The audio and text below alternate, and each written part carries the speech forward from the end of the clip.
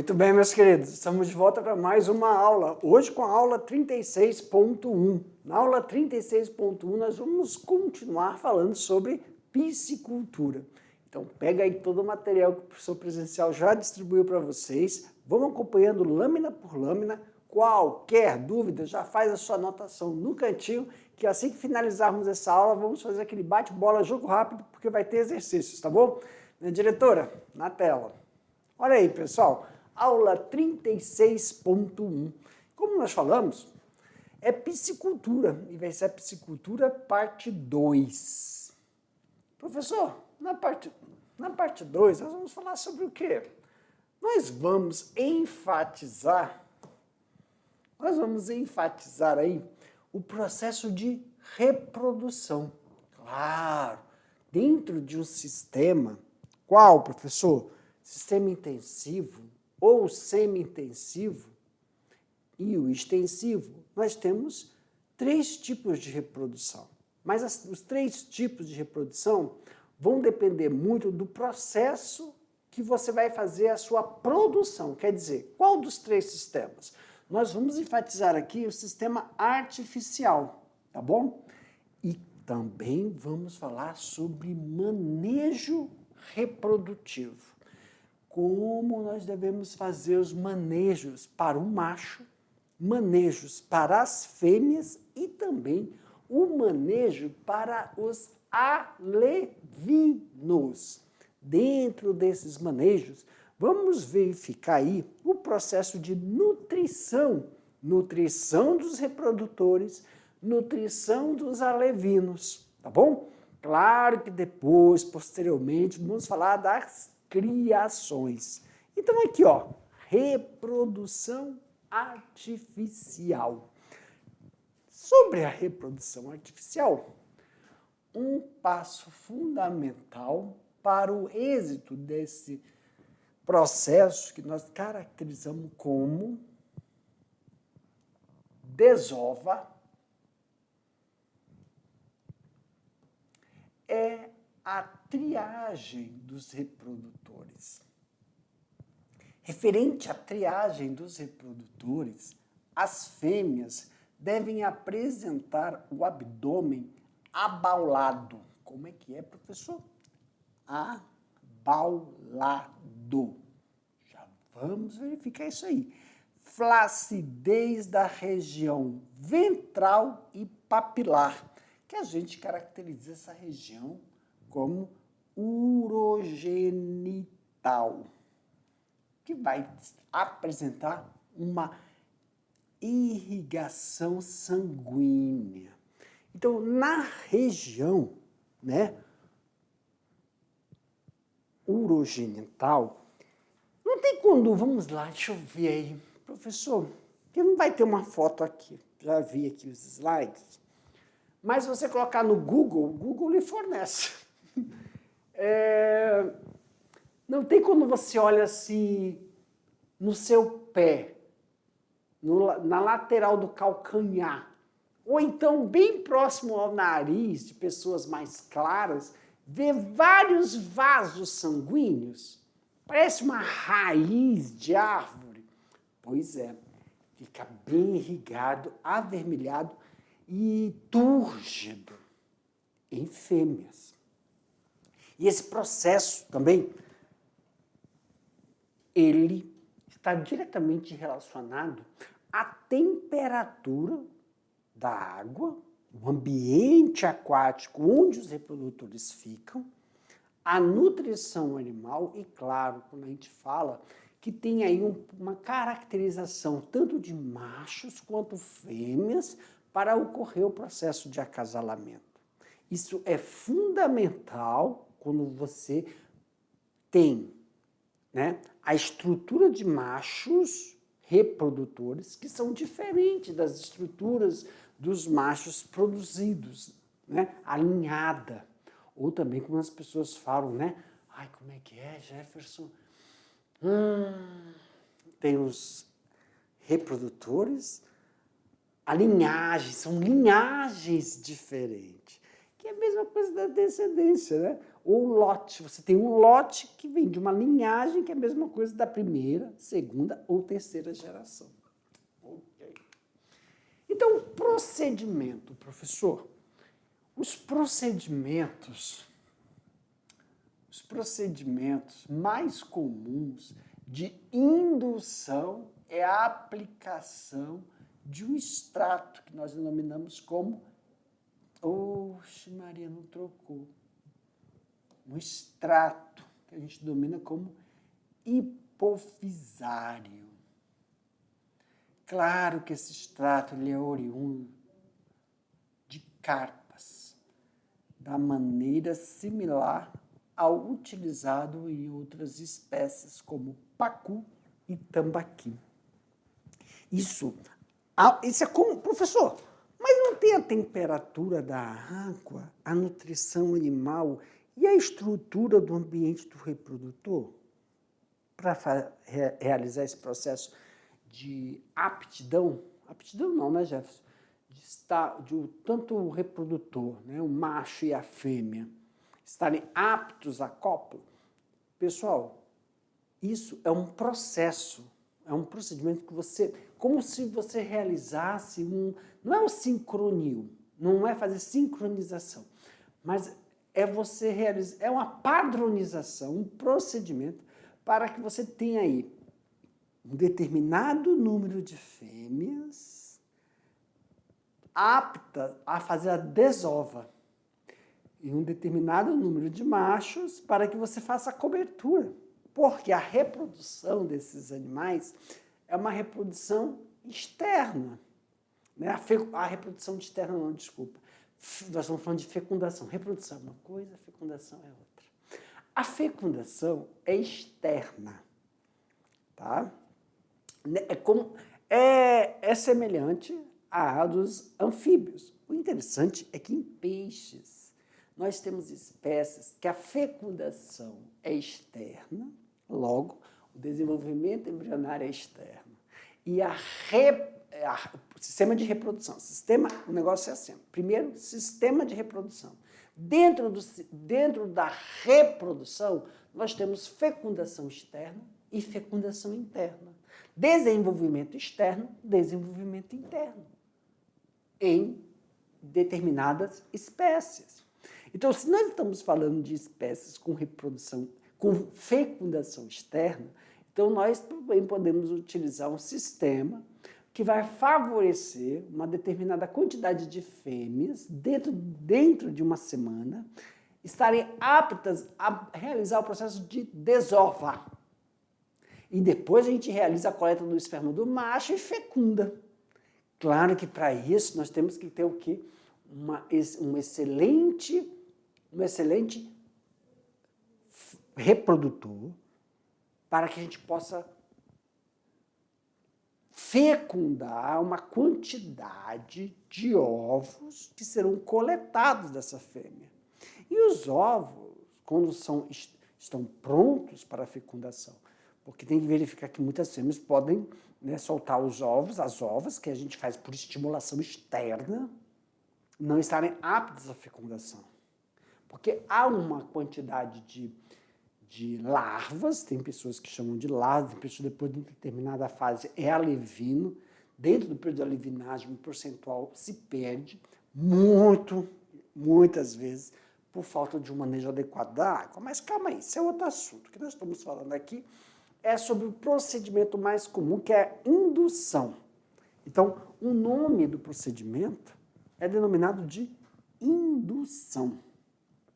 Então, indução é uma forma, é um procedimento em piscicultura que é a aplicação de um extrato hipofisário que auxilia no processo de fazer com que as fêmeas realizem a desova de uma forma homogênea e que essas ovas estejam aptas à fecundação.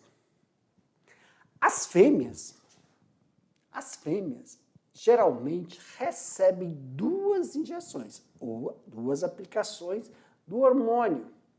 em intervalos de 8 a 10 horas, em relação à dose, respectivamente, 0,5 a 5 miligramas por quilo. Professor, quando a gente fala em aplicações, nós devemos manter, como a temperatura, a regulação da temperatura das fêmeas também podem ser auxiliadas pela temperatura da água, né? Nós podemos realizar esse processo na região dorsal, tá? Como se faz isso, professor? Para se manter um animal mais calmo, você veda, né, os olhos do animal, você pega panos úmidos para manter o processo ainda da linha lateral do animal, para deixá-lo calmo, para que você realize esse processo de aplicação. Porque esses animais, dependendo do animal que nós estamos falando, ou de couro, ou de escamas, ele ainda tem, né, uma viscosidade que dificulta um pouco o processo de manejo.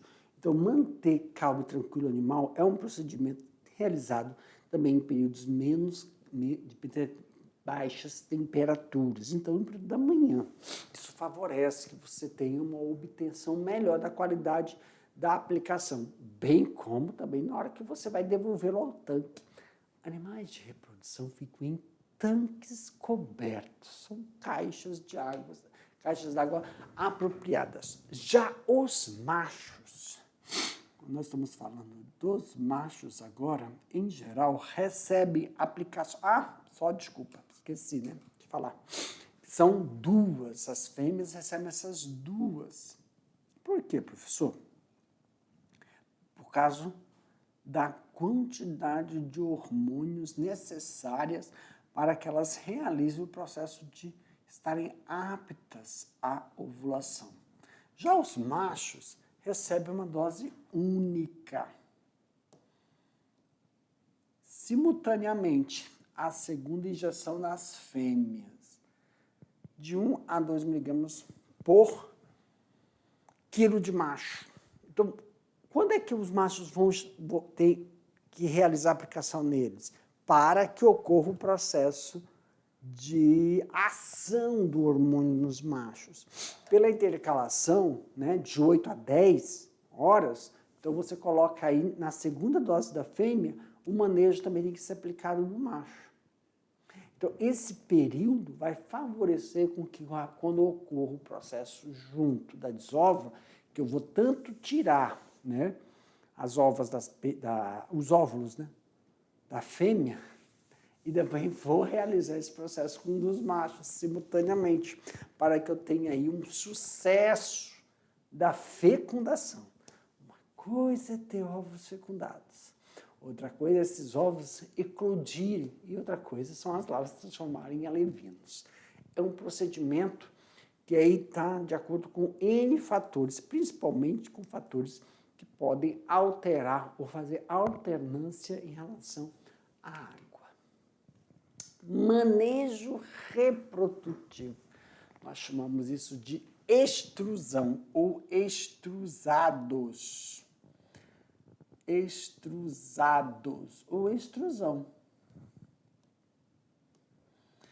Manejo reprodutivo.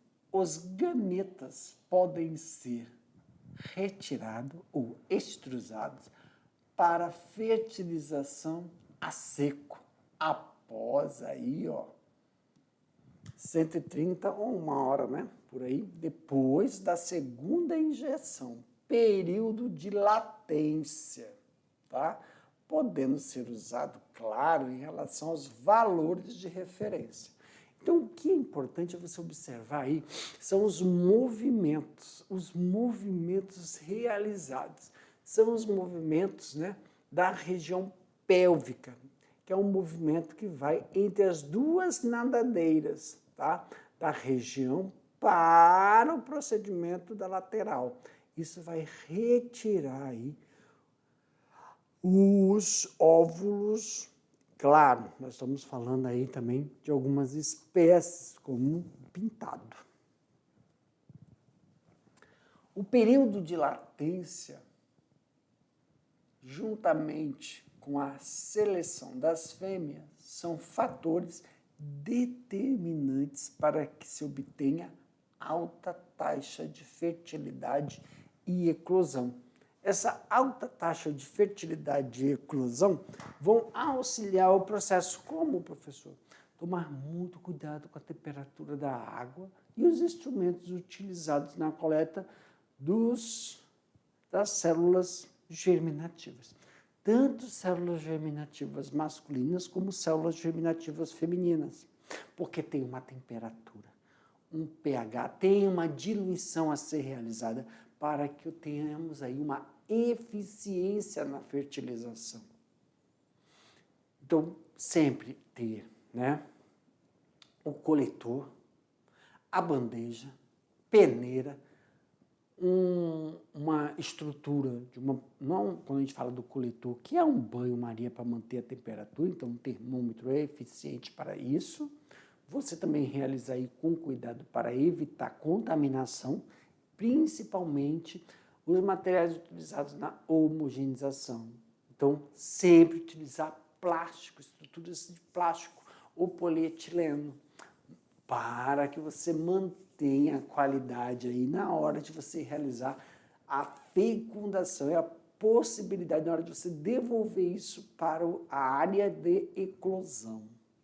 Então, nós temos aí algumas características que devem ser levadas em consideração.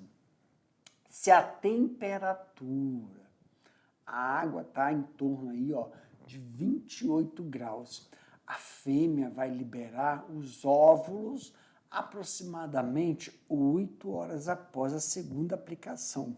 Isso é importante lembrarmos, quando a gente fala, material, né? Utilizar materiais plásticos. Claro que aqui a gente tem uma bandeja, uma estrutura que vai manter a temperatura corpórea. E aí, quando você vai estar fazendo a extrusão, que é da parte anterior, né, para posterior, a massagem ventral, deixa eu apagar aqui, que vai favorecer de você verificar aí todo o processo, que é a linha, né, que a gente faz a massagem vai ventral. Isso vai auxiliar, tomar muito cuidado, porque o mesmo orifício urogenital dela, para não ocorrer a saída de urina, tanto em macho como fêmea. Então, sempre manter esse extrato. Quando você está fazendo esse processo, a água ela vai manter a temperatura, tá? Para melhor ocorrer aí a separação desses óvulos que estão muito concentrados, para que ocorra o contato quando você for realizar o processo de mistura com as células germinativas masculinas. E aí tem que tomar aí um cuidado de 8 horas após a segunda aplicação do extrato improvisário, a fêmea já vai estar apta para que você possa realizar a extrusão ventral.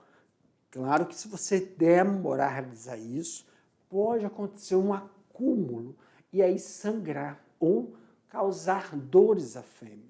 Porque quando você está fazendo, não é um processo que você vai estimular fisiologicamente. Ela está apta após 8 horas, mas não é fisiológico. Você utilizou um artifício, uma estratégia. Então, você tem que fazer. Ela não vai liberar isso sozinha.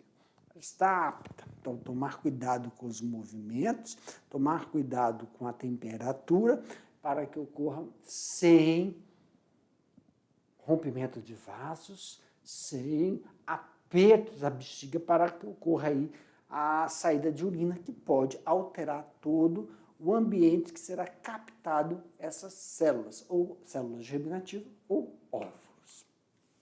Já cada fêmea, né, produz em torno aí, de 10% do seu peso vivo de óvulos, sendo que cada grama possui, em média, 2.200 ovos, que depois são fertilizados e hidratados. A gente vai falar disso aqui. Como é esse processo de hidratação, professor? É separar. Agora, pessoal, só uma coisa, antes de eu continuar a falar da hidratação, só uma coisa. Nós estamos vendo aqui, é a extrusão do macho, tá? Essa daqui é a extrusão da fêmea, você vê que é a lateral, e aqui é a extrusão do macho, que é na região abdominal. E nessa região abdominal, ó, você faz, né, para ocorrer o processo de sair os espermatozoides. Ok? Ou segurar bem as nadadeiras peitorais, a nadadeira ventral, para que não atrapalhe. E na hora de você fazer essa massagem do dorso ao ventre, o dorso abdominal do animal, tomar muito cuidado da região urogenital, também não liberar urina, que pode causar a morte aí das células germinativas masculinas. Professor, esse processo de hidratação, hidratação das células, é você homogeneizar isso dentro de uma solução, porque está muito concentrado, eles não têm o processo de separação. Então, você realiza essa hidratação tanto nas células germinativas das fêmeas, quanto nas células germinativas dos machos, para que você tenha uma obtenção de fecundação, tá, esperada.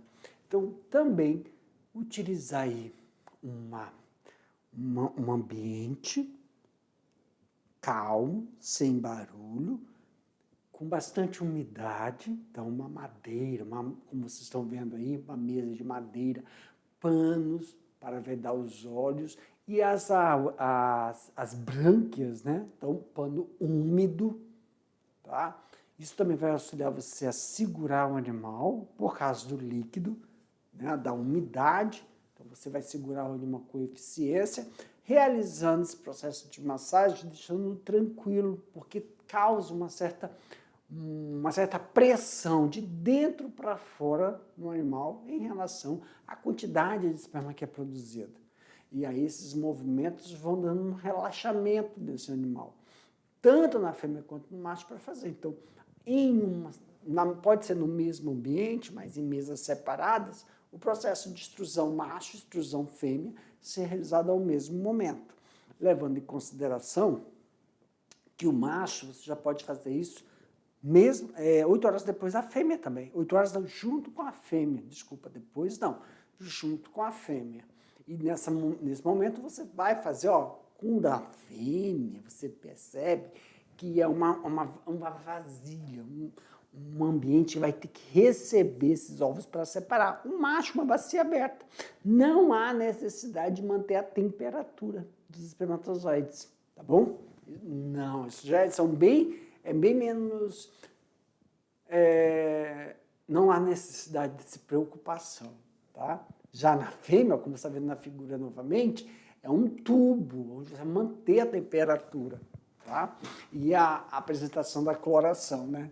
Então, quando a gente fala que os óvulos apresentam uma coloração amarelado claro, tipo um doce de leite, eles eclodem aproximadamente, né, após a fertilização. E aí você faz essa homogeneização.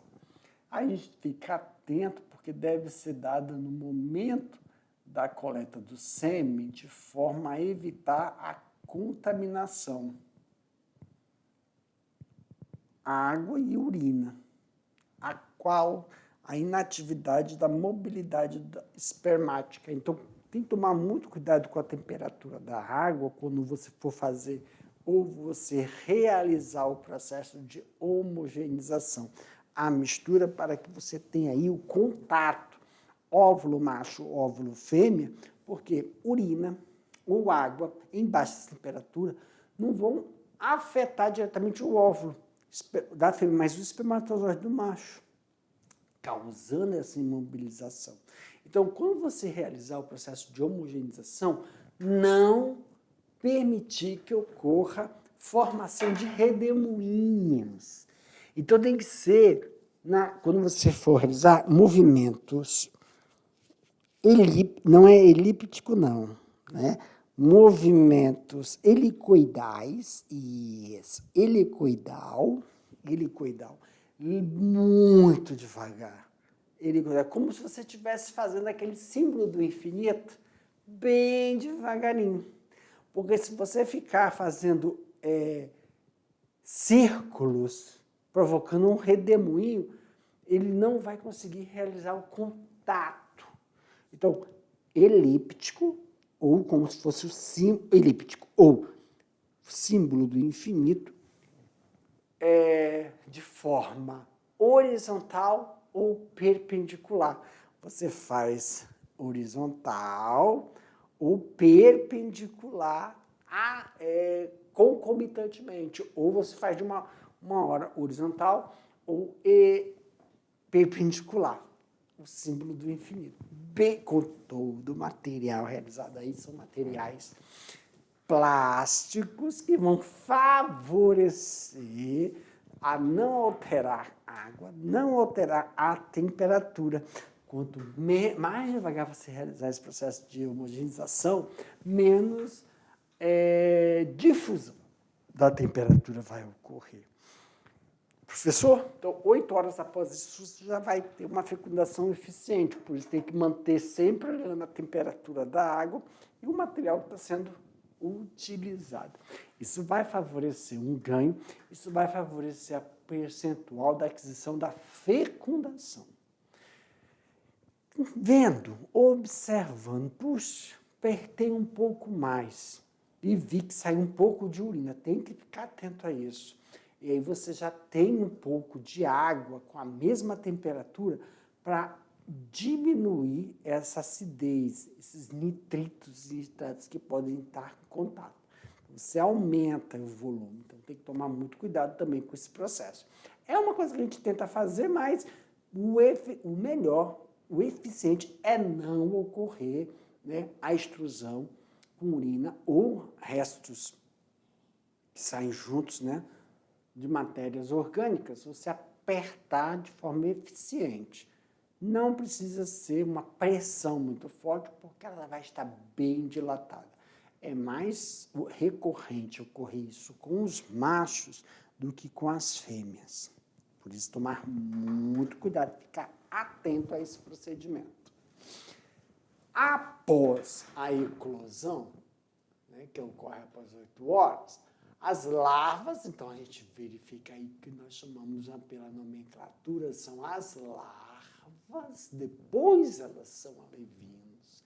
Então as larvas apresentam tamanho em torno de 3 milímetros, sendo que começam a se alimentar após aí 40 ou 48 horas da eclosão.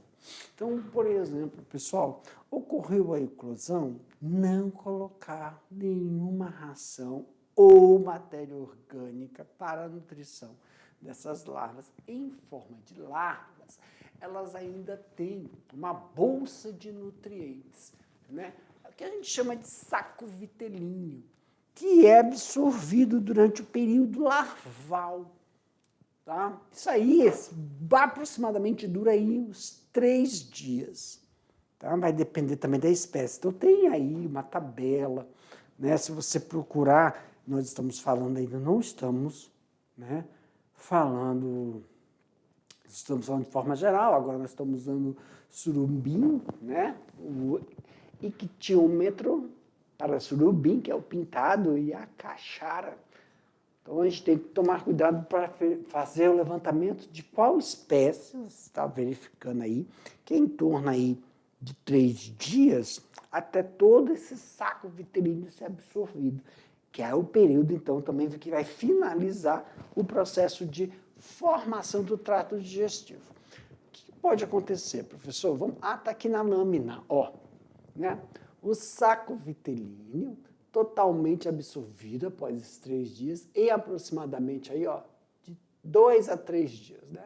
Após esse período, apresenta um sistema digestório funcional, completo, com a bexiga natatória inflada e começam a nadar horizontalmente, porque eles ficam de forma perpendicular. Então, é muito importante ficarmos atentos a isso, né? O saco vitelíneo. Então, Após a eclosão, ainda tem aí um período que não há necessidade de nutrição animal. Por quê? Quando você começa a realizar o processo de nutrição animal, tem que tomar 2 cuidados. É o horário de nutrição desse animal, a quantidade proporcional de ração, para evitar o quê? Que essa ração ocorra precipitação por não consumo, então você está colocando uma quantidade maior do que necessário, isso pode promover alteração, essa matéria orgânica, vai produzir uma matéria orgânica, que pode ocorrer alteração do pH da água. Alterando o pH da água e aumentando a matéria orgânica, pode ocorrer o processo, né, de decomposição. E isso vai favorecer o quê, professor? Muitas vezes, diminuição do oxigênio que está diluído na água, obtenção de oxigênio por esses animais. E aí essa alteração do pH e também de sólidos solúveis vai impedir o seu crescimento e a quantidade de larvas ou alevinagem. Porque os alevinos, esses animais, né, os peixes, quando você está trabalhando em tanque, principalmente quando eles estão nessa fase, eles soltam enzimas, eles liberam enzimas na água que, dependendo de uma determinada quantidade, impede o crescimento. Então, você sempre vai retirar 1/3 da água, 1/3 não, 65% da água e repor essa água para diluir essas enzimas que são excretadas por eles, para não atrapalhar a dinâmica do desenvolvimento de todo o lote. Por isso que tem uma quantidade peixe/área utilizada. Tá? Isso é fundamental tomarmos cuidado com isso. Professor, isso diminui conforme eles estão ficando adultos. Por isso que tem uma área, quantidade de área ocupada por peixe, tá bom? Dentro do tanque.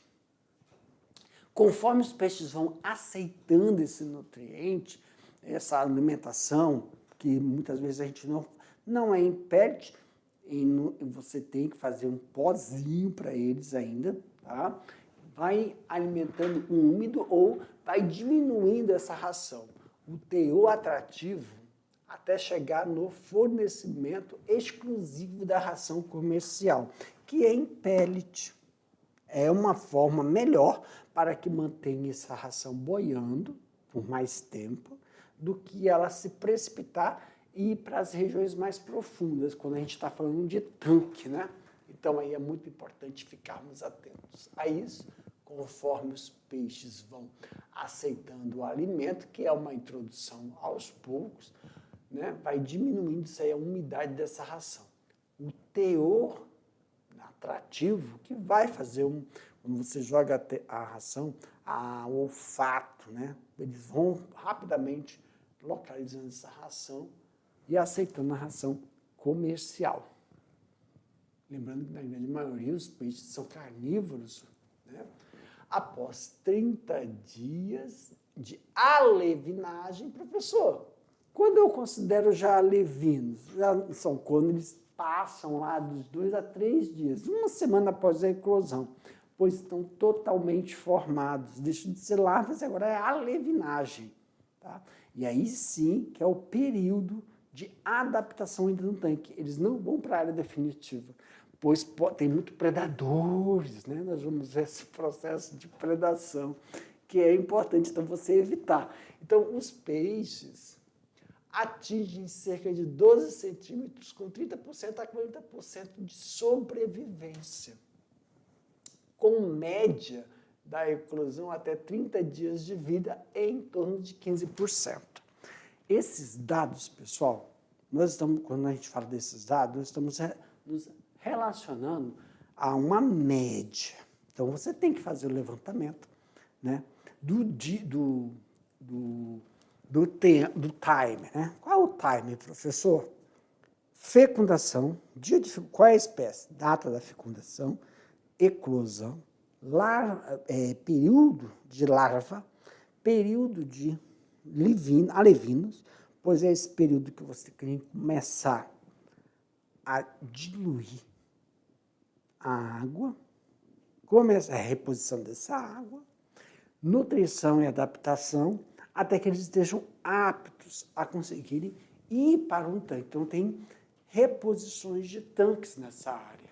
Então, sempre levando em consideração o quê? A data, né? Após 30 dias, período de alivinagem, atingir aí, 12 centímetros em relação a 30% a 40% de sobrevivência. Então, se você observou que após 30 dias o tamanho tem que fazer por amostragem, esse período de você capturar e verificar se aquele lote, né? Ou, como é que eles chamam? Lote ou... lote ou... É que é a mesma coisa de descendência, porque a reprodução, muitas vezes, o processo de manutenção da heterogeneidade, que cada... eu estou tentando lembrar, eu falei na aula agorinha. Lote ou linhagem. Eu vou até escrever aqui para eu não esquecer.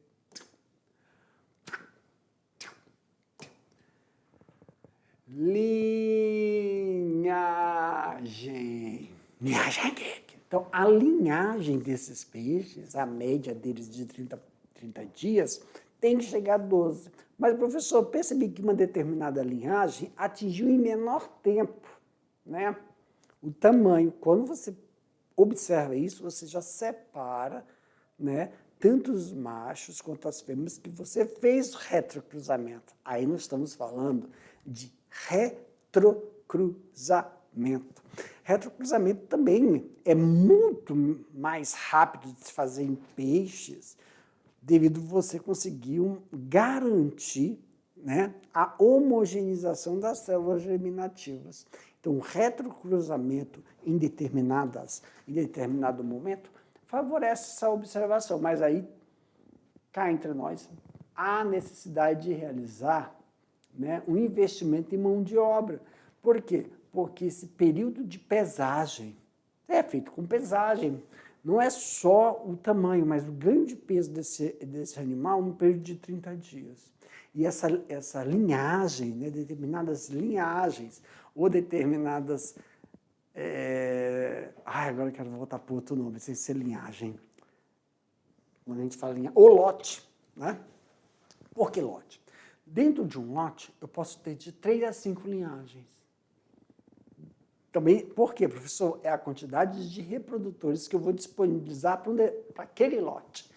Lote com 5 linhagens diferentes te dão uma visão macro de todo o manejo que você está realizando, manejo reprodutivo. Dessa forma, você vai garantir que o produto final, a engorda, você garanta que a engorda seja eficiente e seja de acordo com os manejos planejados. O que nós estamos falando? De reprodução.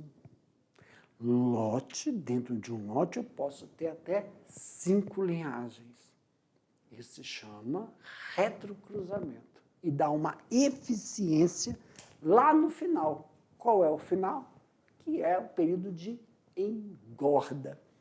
Sempre observando isso, pessoal. Lote é uma coisa, linhagem é outra, e eficiência lá